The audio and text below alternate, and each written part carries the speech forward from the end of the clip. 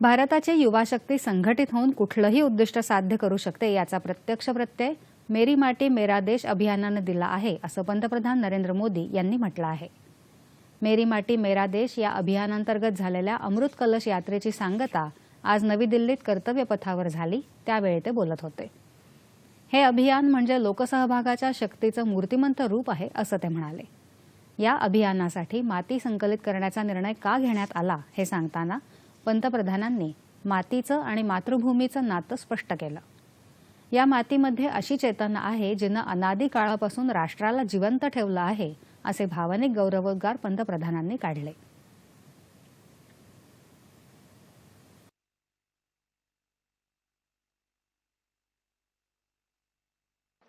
मेरे परिवारजनों,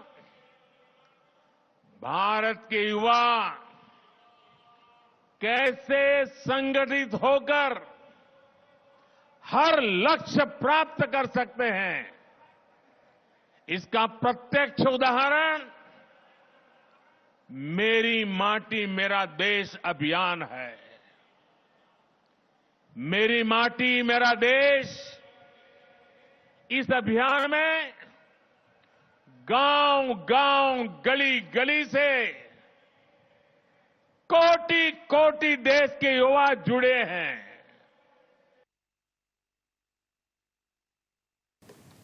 ही माती कपाळी लावून आजवर अनेकांनी देशासाठी सर्वोच्च बलिदान दिलं। या मातीनंच स्वातंत्र्य सैनिकांना प्रेरणा दिली आणि आजही युवकांना ती प्रेरणा देत आहे।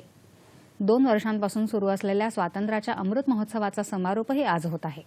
मेरी माटी मेरा देश या अभियानात सर्व युवा जाती, पंथ, धर्म असे भेद बाजूला ठेवून एकत्र आले, एक देश म्हणून एकत्र आले असं पंतप्रधान म्हणाले। महान सभ्यताएं समाप्त हो गई, लेकिन भारत की मिट्टी वो चेतना है, भारत की मिट्टी में वो प्राण शक्ति है जिसने इस राष्ट्र को अनादिकाल से आज तक बचा कर रखा है। ये वो माटी है जो देश के कोने कोने से आत्मीयता और अध्यात्म हर प्रकार से हमारी आत्मा को जोड़ती है। इस मिट्टी की सौगंध खाकर हमारे वीरों ने आजादी की लड़ाई लड़ी। आपल्याला भारताला एक भव्य राष्ट्र बनवायचं आहे अशी शपथ पंतप्रधानांनी उपस्थित युवकांना दिली। 21व्या शतकात युवा शक्ती विकसित भारत बनवण्यात मोठं योगदान देईल असा विश्वास त्यांनी व्यक्त केला। पंतप्रधान नरेंद्र मोदी यांच्यासह केंद्रीय मंत्रिमंडळातले अनेक मंत्री आणि देशभरातून आलेले लक्षावधी युवा स्वयंसेवक यांच्या साक्षीनं देशाच्या पवित्र मातीला आणि या मातीसाठी बलिदान दिलेल्या वीरांना वंदन केलं गेलं। देशभरातल्या युवकांमध्ये मातृभूमीप्रती आदर आणि प्रेम निर्माण करणारा हा क्षण आहे।